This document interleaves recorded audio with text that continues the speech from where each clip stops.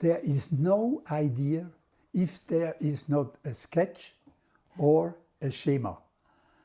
Emotion is one of the difficult things to translate. Talent,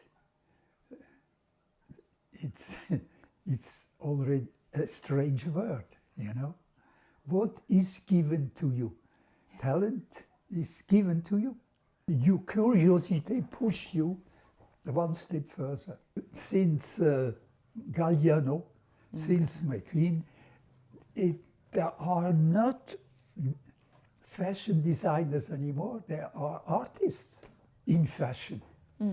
It is a screw. If you remember Gogh, I met a lot of stars, but there are not stars in their life. Do you have an idea? And I said, yes.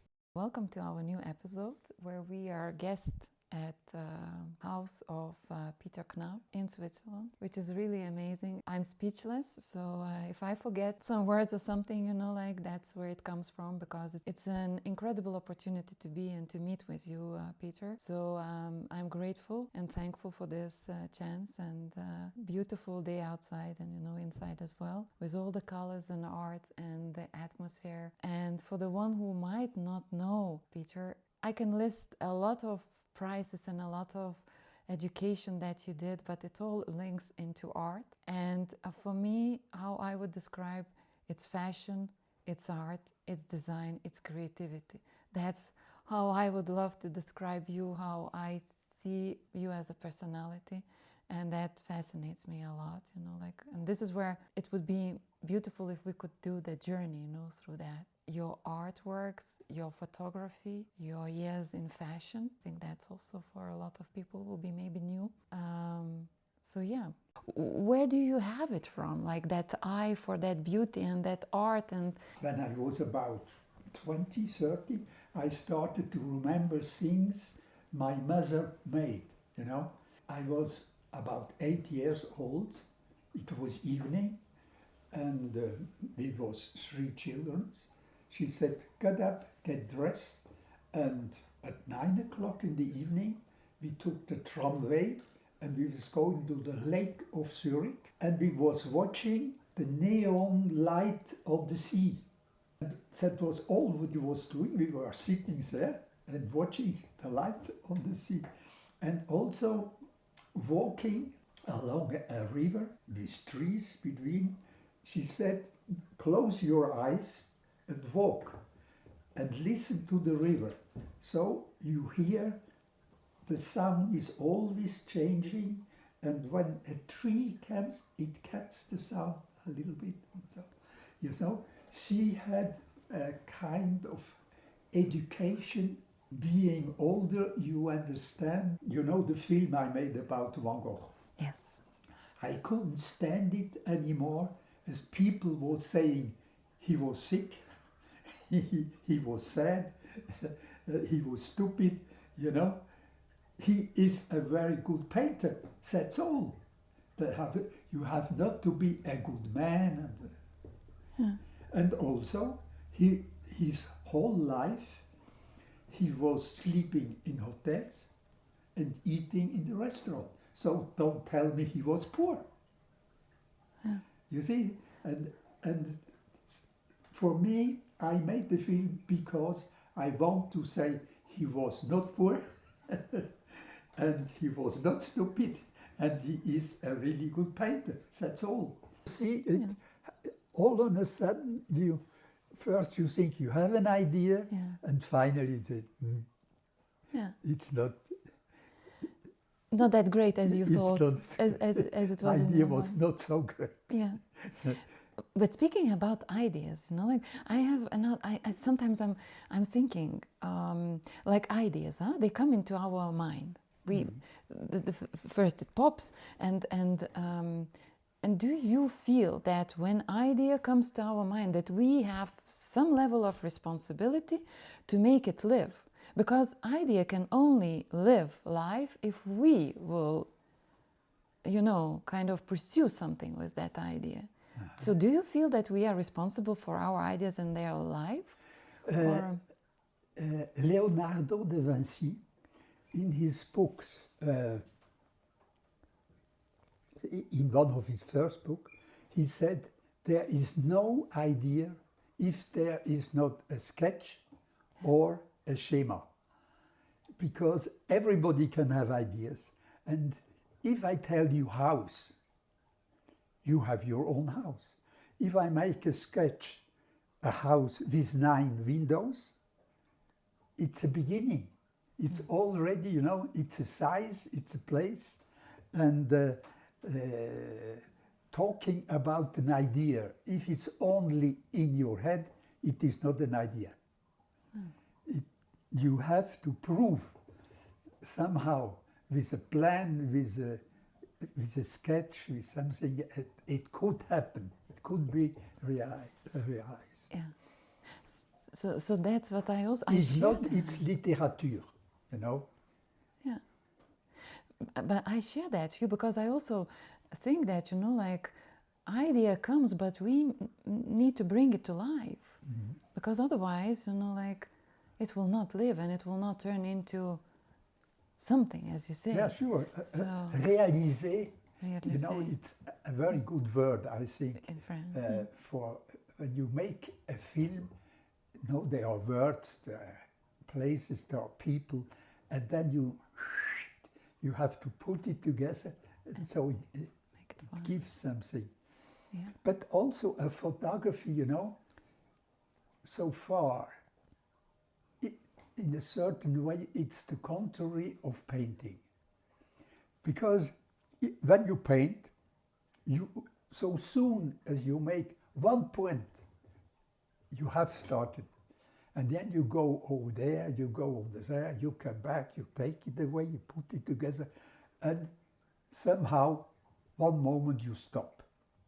You never think it's finished, huh? But you stop. And photography is exactly the contrary. You have to decide the place, you have to decide the light, you have to decide the action, you know? Mm. And then when you push the button, it's finished. The picture is there. It cannot be unfinished.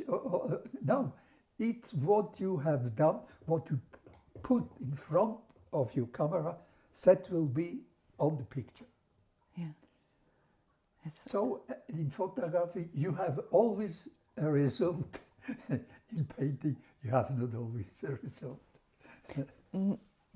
No, because there are these, even the style of painting, you know, like where you continue and continue and continue on the same painting, and that is never ending, indeed, you know. Yeah. So that's and photography is a capture of a second.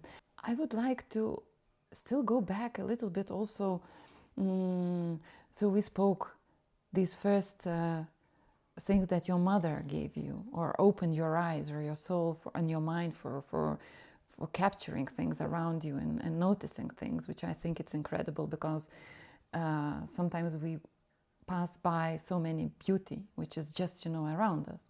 But then your time, is that breaking point for you is when you are going to Paris in 49, 50, that period, or? You know, when I was 15, my father asked me, what family where you want to go? Mm-hmm. And it was the end of war. And you know what was for us young, all the young boys wanted to drive a locomotive on the train, no? Wow. Before the war. Okay. But after the war, there was all of a sudden was flying, everybody was in sky. And so I told my father, I want to do planes. I don't know if it was real planes or drawing planes. Anyway, it was planes. And so he said, yeah, but maybe you should go to see somebody who helps you to find the way. And I took an appointment, and the man was looking my how you call it, what you get in school. Grades. The Like, grape, yeah. the nuts, les nuts. And he said, yeah. And you know, you are about like 60 other people in Zurich who wants to go there. But I see on your notes, as you have always the best in drawing. So maybe you should go to art school and not to ETA. And so I went to art school and it worked. Yeah. So after art school in Switzerland, you went to continue your studies Yeah, I in went to Paris, Paris. to Beaux-Arts, because I wanted to be painter. And I really was painter for 4 years. And then I started to make photography, and I went in the magazines. Doing photography, I started making films. I went to TV, and after when I was free, and I made whatever I feel like, you know. So you see, that way, if I an idea of Van Gogh, I made a film. When I had an idea of time, I made conceptual photography, you know. And so you do not really know why you are doing it, but somehow it's built in your head, and or certain people are doing it right away. For me, it's always long time in my head before I'm doing it. Interesting. So, but when a singer is coming back and back and back, they say, so now I have to do it. It's interesting. It's really interesting because you would think, at least, you know, like I would imagine that when there is creativity, it's a momentum. You know, like it's that thing. You do not think too long about. No. One morning you wake up and say, it's the day. Wow. You do it. Okay. And but then you mentioned magazines, so it's that fashion world, that because this is where you went to Elle and. Yes, no, you know, making paintings, I went to New York. And in New York, my painting didn't go because I was lyric abstract, and it was the beginning of Andy Warhol. Wow. And in school, I was drawing a soup case, a soup can for 1 month. So for me, it couldn't be a soup can. The famous one. And so far, it didn't work in America. I got the letter of Elle Lazarev, the editor of Elle magazine, and I went back to Paris, and I was doing Elle magazine for 6 years. Yeah. Yeah. But that moment, you know, that you tell about New York and that didn't work with a big smile on your face. Yeah. But how did it make you feel at that time? Like, because that was something that you really wanted, or was it one of these? Because I was already starting on photography, you know. Okay. I started photography with 15, but I, you know, the Swiss flag is completely geometric. No? It's very hard art, what I do not like. But when the wind goes in a flag, it's really moving. So I made one film, 36 pictures in 3 or 5 minutes, and every picture was different. The flag was something different, you know. So I understood as to compare the Swiss cross, geometric, and the forms the wind give it, it's something interesting, formally, really formally. And the photography, conceptual photography, is often the time who changes things, which is interesting. Now, you look the sky, a plane make a white line.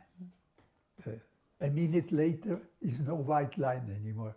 You know, there are things what happen, and when you take a picture fix, if you make it with films, your eyes are going with what's happened.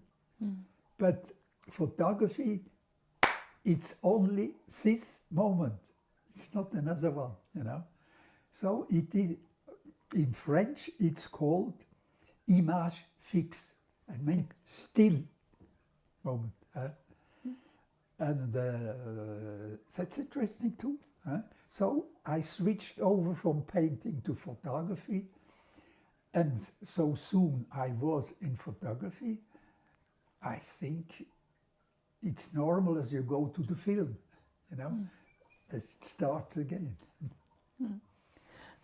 Well, when somebody is curious, I'm curious, and I'm not very attached to a brush or to a photographic camera or to a hammer or to a scene, you know.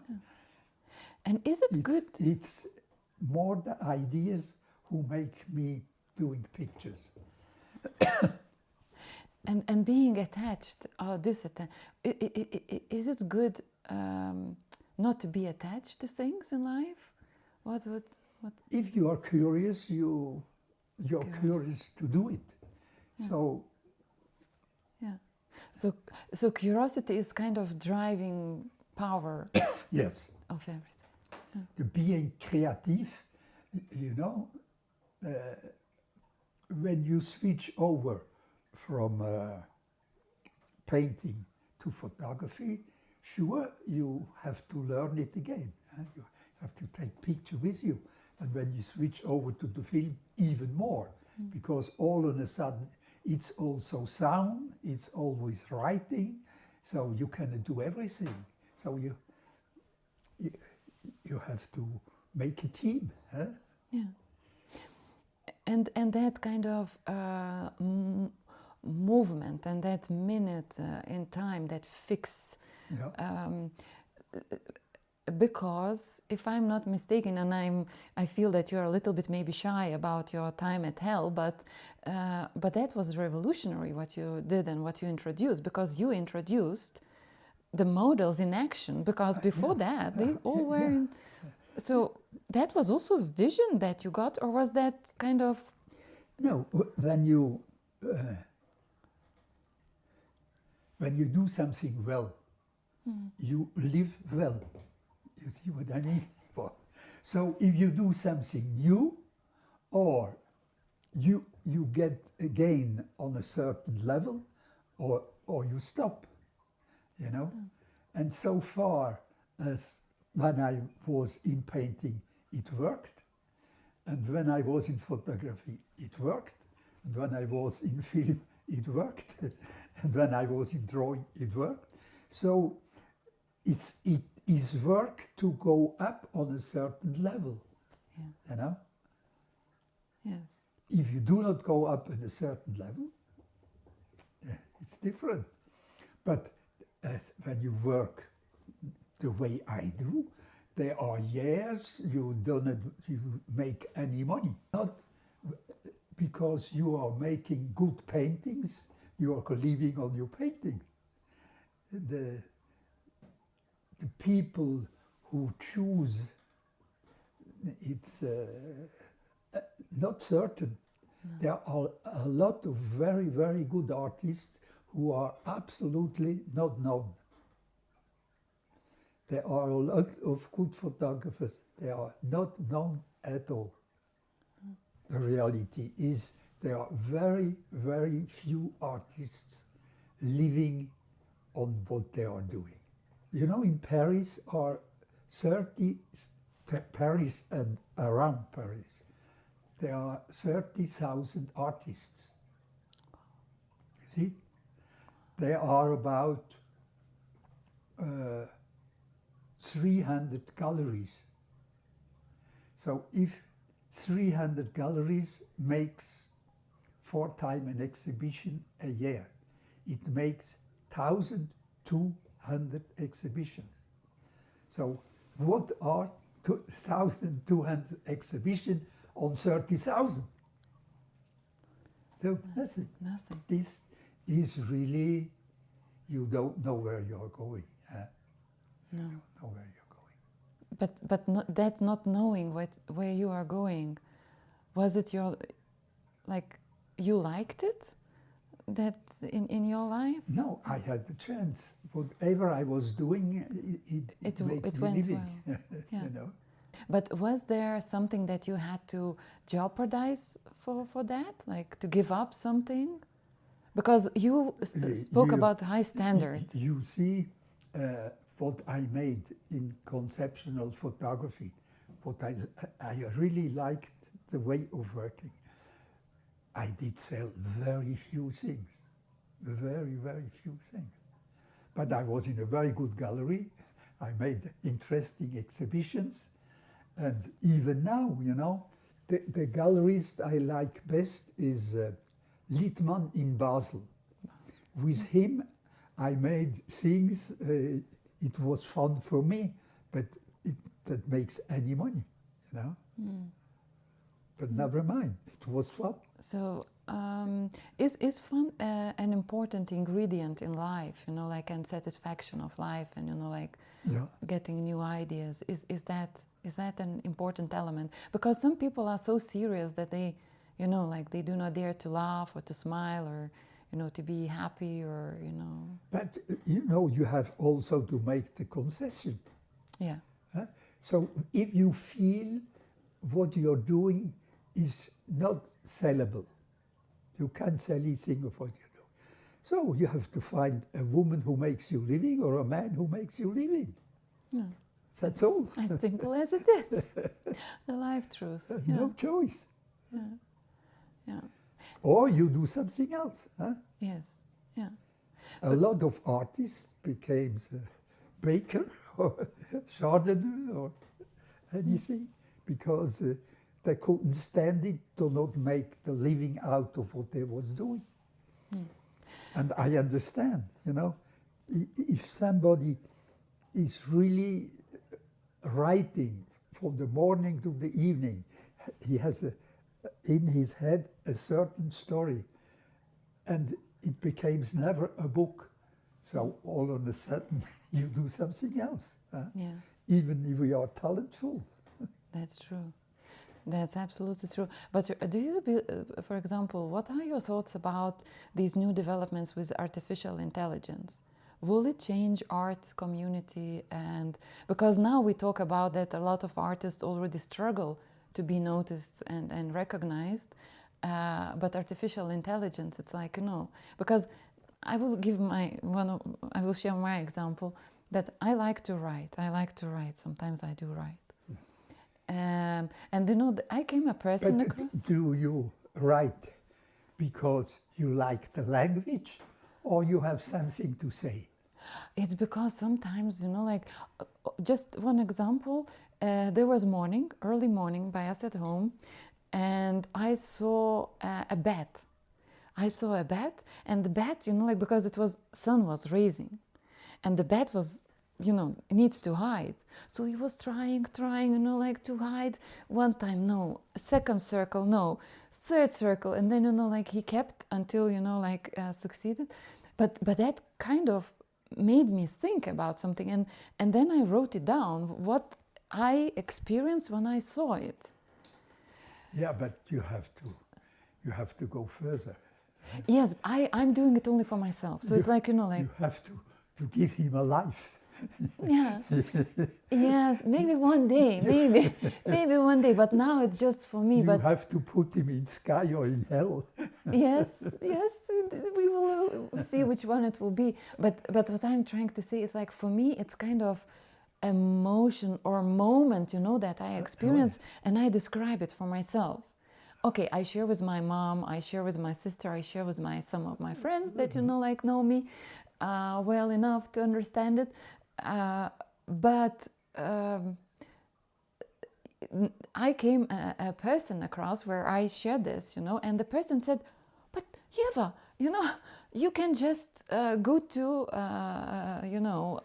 But AI and you ask what you want and it will write you a poem.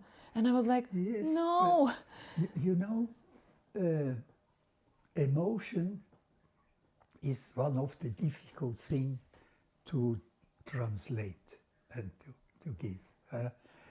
Though in photography, there was a time where they made human photography because they tried to tap the moment of emotion. And that is very difficult.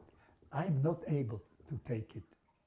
I don't know why, because when I have an emotion, I'm just living the emotion. I do not have time to take a camera and fix it. You know, it's every time. An example, there is a banana on the floor. A photographer who has the possibility to take a snapshot, he knows something will happen. And he is ready. He watches the banana on the floor and he's waiting on the one who will slip on the banana.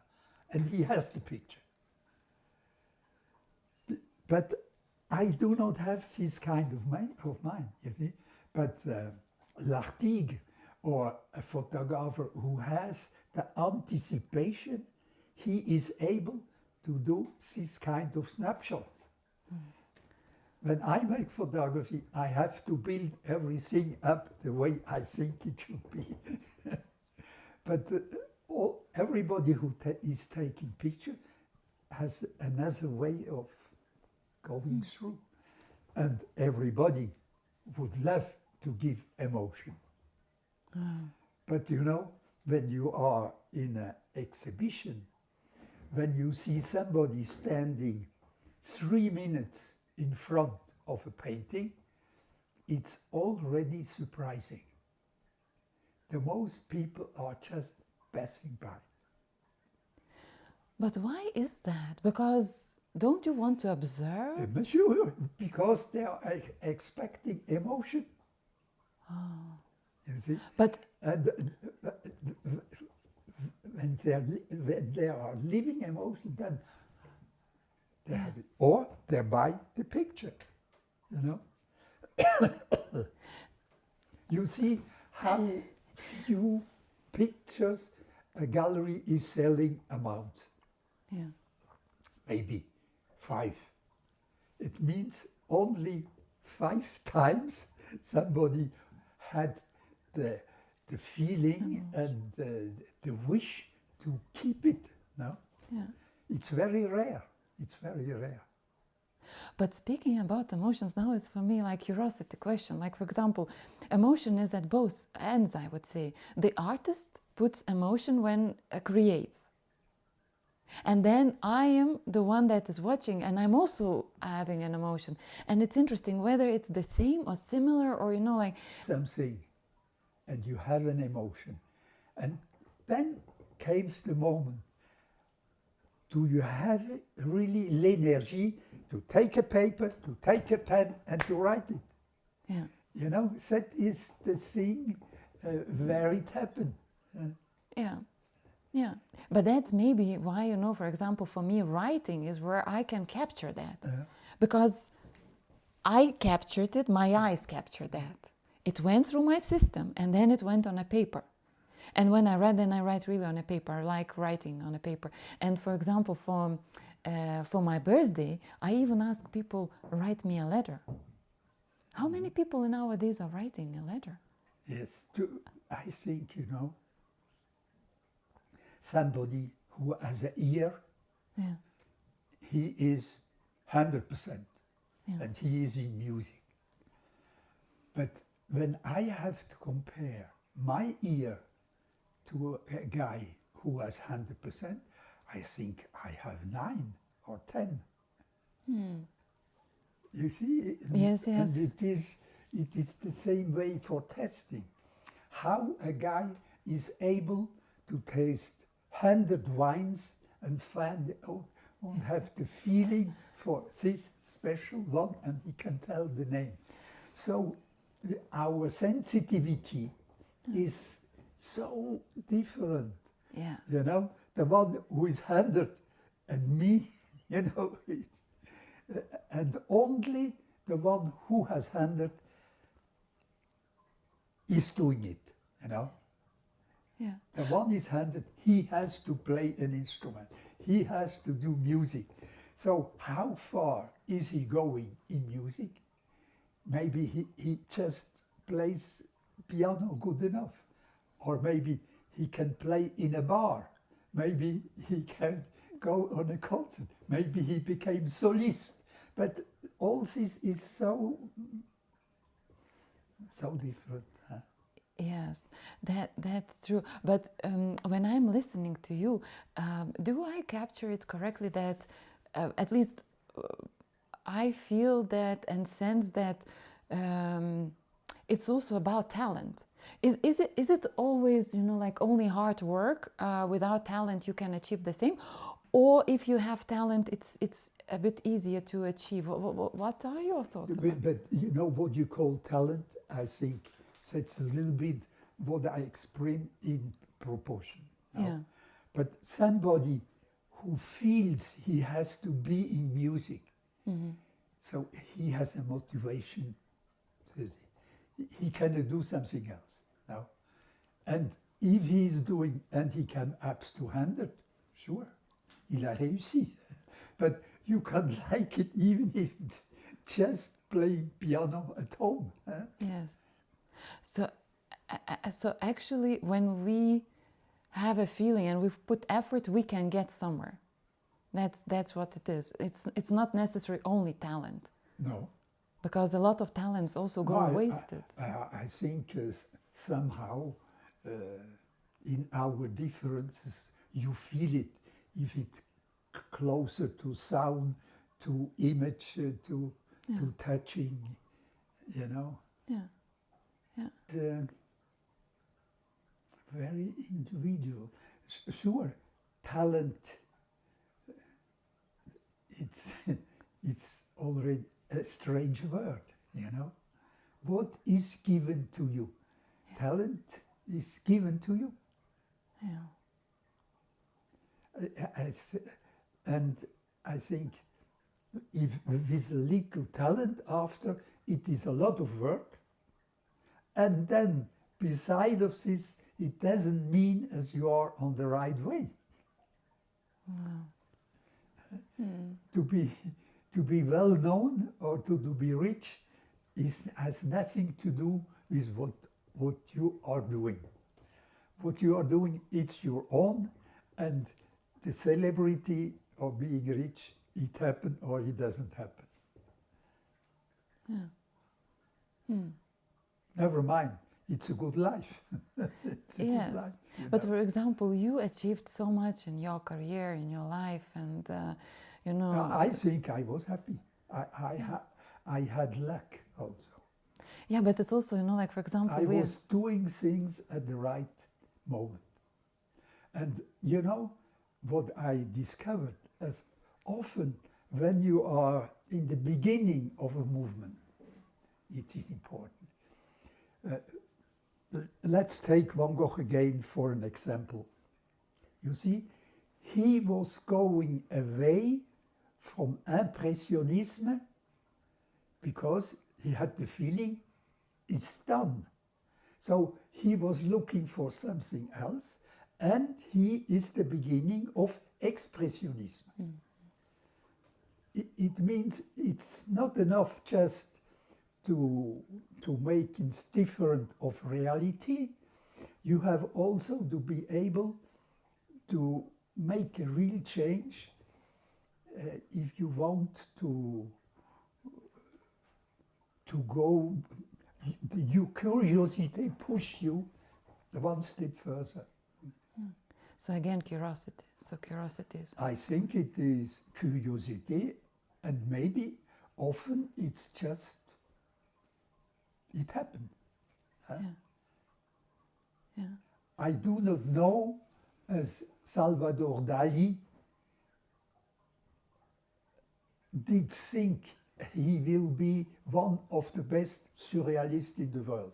No, I don't think. He didn't know, no? So he started doing this and then he became, and especially surrealism, not many painter was doing it, and so he is the one who is the best surrealist. Yeah.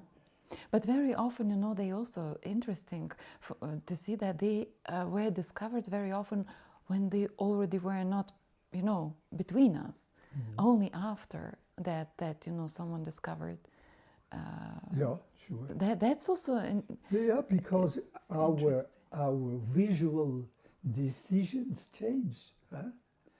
But it feels like, you know, that they were visionaries of what in the future will be popular, liked, appreciated. But in their time, it was not appreciated. They were kind of, you know, these something new, but people were not ready for. It's never. It's so, You see Picasso, it's 100 years ago. yeah. In the beginning, he didn't got any money. No. When he was in Paris, he went Exactly. back to Mother. Yeah.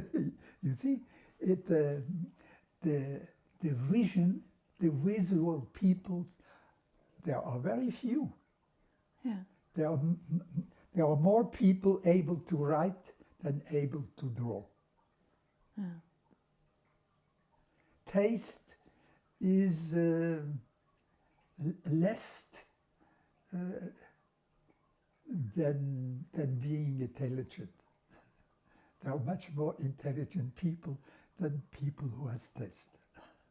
That's interesting observation. Yeah. Go back a little bit to fashion. And Yes. now from that dressing, Dior, Christian Dior, Yes, you had that opportunity in your life to really meet him, like real. yeah. He, But I was in himself. art school and going to Dior to draw a dress, for me it was just an order of Italy, and I was not very respectful for Dior, you see. At the moment, for me, it was one who was doing dresses, and I was doing drawings. What makes the difference between this time and the time today? Old fashion was designers who had a really strong idea about they were doing. Dior couldn't dress another woman because he took it very small, very tight. If not, you couldn't dress Dior, you know. Chanel, he made very nice material, very flat. But if you had a bosom, you couldn't put the Chanel. But she knows there are 60% of women who cannot put a Chanel. They accept it. Today, they do not accept. Today, they want to dress everybody. Yeah. You see, today is no discipline anymore. You make it short, like you can go on the street, you find somebody who is long down to the neck. Yeah? Or it's tight, the other one has a blouson, and the function became so important that they do not think about the general look anymore. Since Courage, because he did put pants on the women before they didn't have pants. Huh? And he took the Dior away because his dress was straight down as you feel well. So he has seen as women start to make sport, to behave a little bit like men. So for me, it is the first dress designer who was in the thinking of the Bauhaus. It means when the function is right, the form is right also. The young designers, they make things you cannot wear because it's fun. Huh? I think I will put you some, I will show you something. Yeah. This is a young designer. It has nothing to do, you wouldn't wear it. But they want to show us they think about, you know. So you have on the one side all the new designers who make shows, and there is a lot of interested people by fashion. They go to see this, and when the show is finished, Yeah. and nothing will happen. This thing will not be sold. It will go to a museum right away. Yeah. So somehow, since Galliano, since McQueen, there are not fashion designers anymore. There are artists. They make sculpting, you know. Yeah. So you see, in fashion itself, it becomes a mix with a sculptor. It starts on a little drawing, they put it on a model, and so the drawing became volume. But at the time when you were with Dior and making drawings, Yeah. so these were dresses that you were drawing for his collections, or what was exactly that these drawings? What? Because an Italian material maker called me and said, Dior made 2 dresses out of my material. Okay. Can you draw it? And I went to Dior and they drew it. And was it also then presented in collection, or well, No, at this time, you couldn't show a photography of a clothes before a certain time. okay. But you could show a drawing. Ah. So the drawing couldn't be exactly the way it was. It was something, a sketch, yeah. A sketch. It was a sketch. Wow. But you couldn't count exactly the buttons. You couldn't see exactly where the way it was cut. But it was a suggestion of what Dior is doing now. Yeah. It was published, you know, between July and the 1st of September. The 1st of September, Elle, Vogue, Harper's Bazaar was coming out with photography. Okay. Uh-huh. Interesting. But did you also happen to speak to Dior himself, or was it just? Yeah, he was speaking to me. He told me it shouldn't be too precise. You make a free drawing, and so it is the look of what I'm doing, but do not show the code exactly.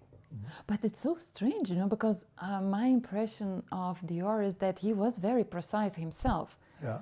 like really into detail. But you see, if in this case he would publish his own drawings. Yeah, and then it will be. So No, it's not. he didn't publish his own drawing, because on his drawing everybody was precise. Yes, yes. Yeah. And the drawing between what he was doing and the coming out of the photography was a space where the drawing was published in the newspaper. Yeah. Interaction that what you had Yeah. with Dior, Christian Dior himself, to capture what was important for him. You know, in fashion, it is a screw. You know, it starts here, it goes around, it's always coming back. The thing is always the same. For the moment, you see in the street, the pants are going larger. Yes. They put more material. So the reaction, the next one, is the contrary. It will be close to the body and it will go up. You know, it's and the business of selling clothes is to make something different. It's not to make something new, but different. Yeah. You know, so something is for me very strange. All the people in fashion, the most of them, they are dressed black. Yeah. They have black dresses, black clothes, because they are ashamed to put something in front, you know. Well, there are exceptions, sure. One, she likes red, and she's still up to red. One is blue, and he's still up to blue. But, you know, I think most of the women are in fashion young. And then after 35, they discover a personal style. And they do not change anymore. If you remember Gogh, or if you remember Marilyn, you know, she was always sexy. Gogh was always straight. And so I think after a moment, even the most fashion women keep a line, finally. If Gogh would be alive today, it would be boring, because he was really convinced as the function is important. And if you stay in function, that would happen skiing. Michel Rosier, women were skiing this way, or this way, or this way. Women had winter dresses for women. Today, they buy the same thing as the men. Yeah. They have no chic pants anymore. They have pants to ski. They have a blouson to ski. The function changed, took fashion out of winter sport for women. And in the 70s, it was here. Huh? Yeah. So I think, you know, fashion has to be fashion. It means for commercial, for the feeling, for young people, they want to change, and they make the change. But it is always, well, it's different, but it's the same system. Yeah. It's the contrary of what you wear. Yeah. Yeah. Or different of what you wear. It was very interesting, you know, then that, for example, Dior, his first collection, when he started on his own, he called New Look. Yeah. That, for me, means, oh, that was something really new at that time. Yeah. Yes. So he... As you say, but so soon, if you watch the old photography, your grandmother had also the same line. The same length. Yeah. That's true. But the whole thing, you know, of the le corset, le soutien-gorge, the underwear, with courage, he took everything away, because he said, if I make my dress well, she hasn't wear a soutien-gorge, you know, and if I make the skirt short, they cannot have stockings. It has to be a collant. You know, the whole thinking of function is not fashion. Huh? No. You achieved a lot. You achieved really the highest possible in this, you know, like world of art and creativity and photography, and you still are achieving. So it's like, you know, like we speak as if it was. No, you are still very active. But what is that bitterness? Why, if you are at your highest, that gives you a feeling also of excitement and bitterness?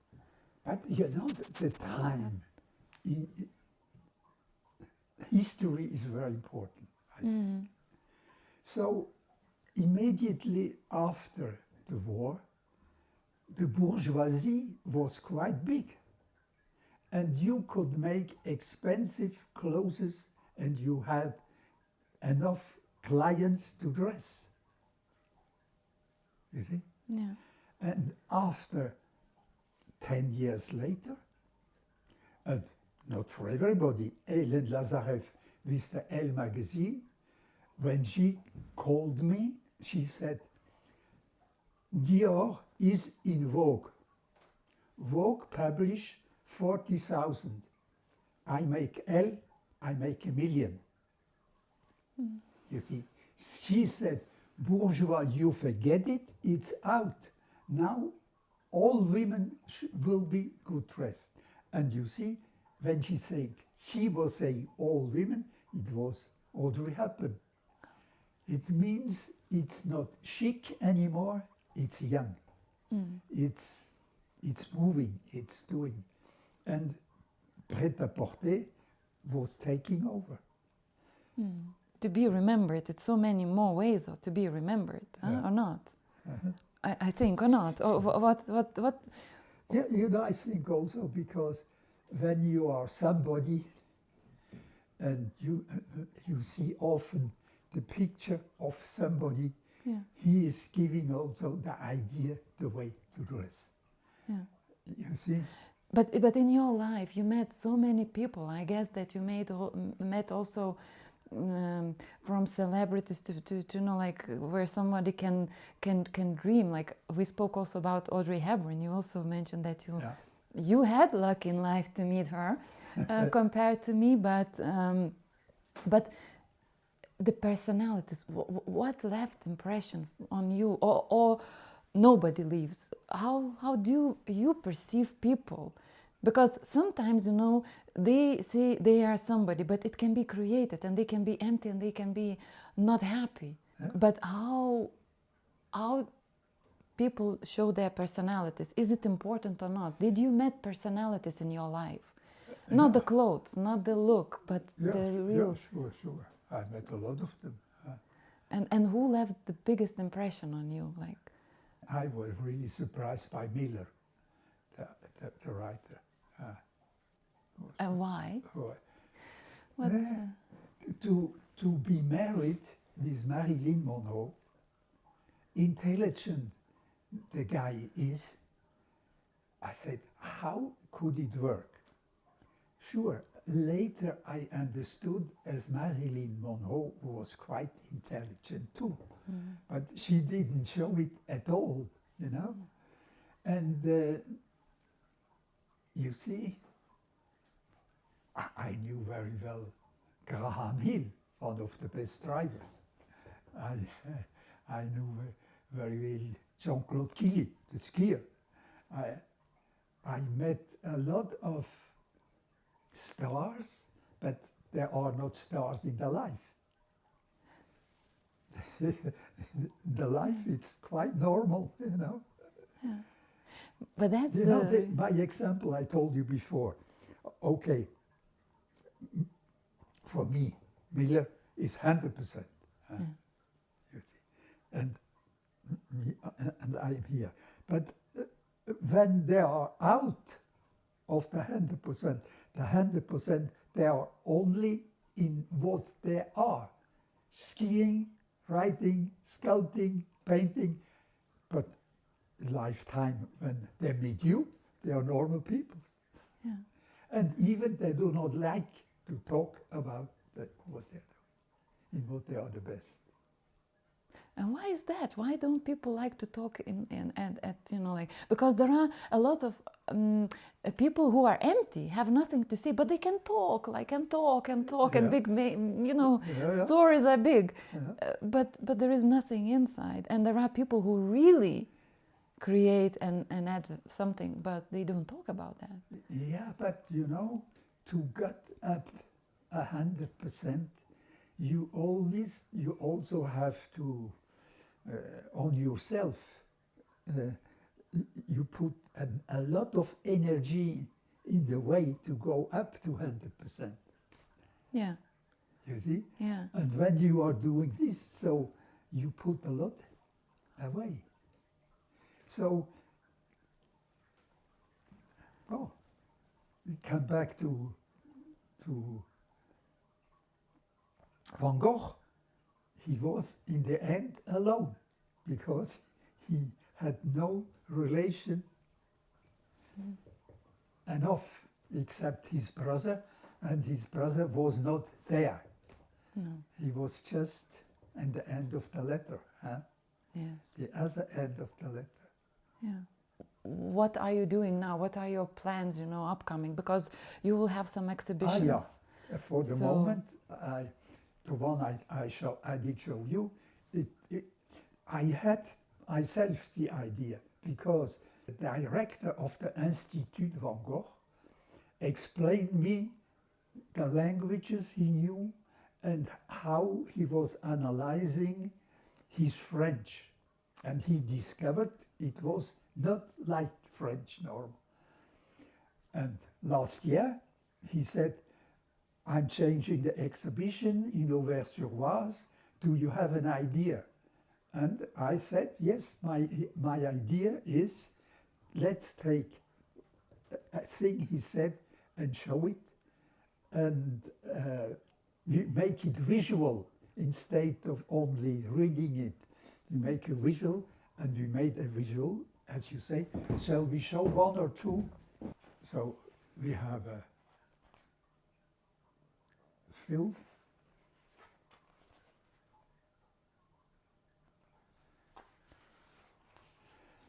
And once you have the idea, you have to know how to show it and where to show it.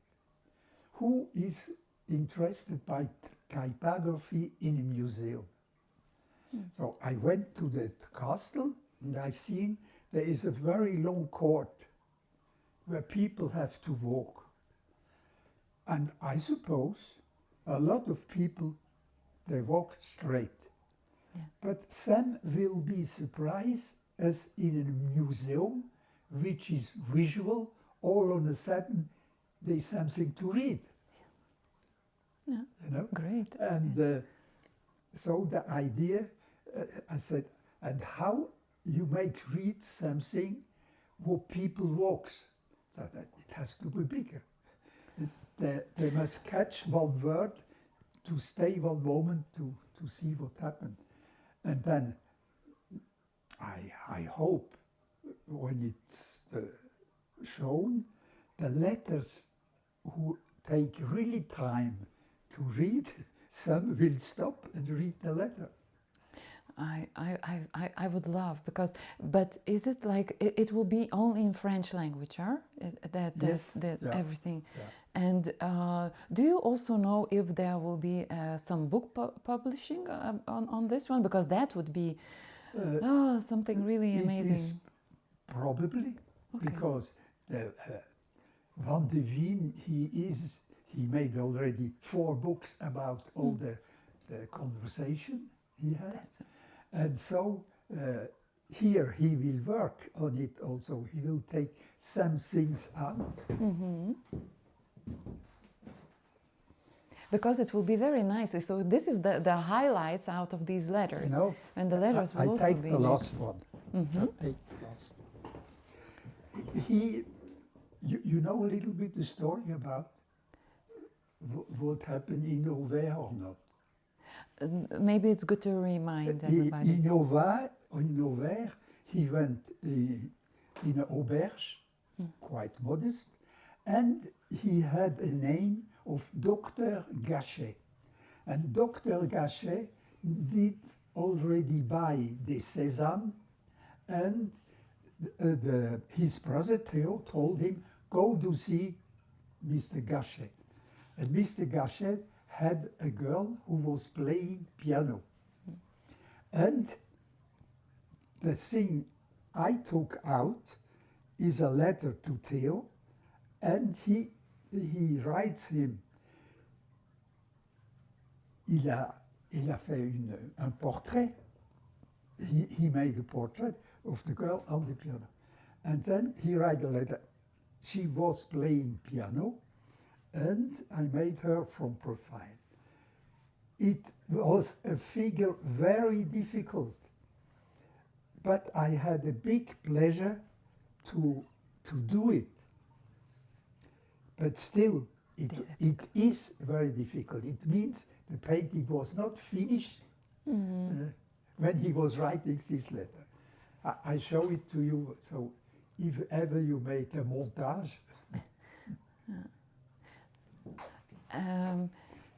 you see, so I'm certain, beside it will be the real letter where this is coming out of, and probably a photography of the painting of Mademoiselle Gachet. That would be amazing. You see? That would be really, you know, like... No, but the whole idea I had was this what happened around the painting.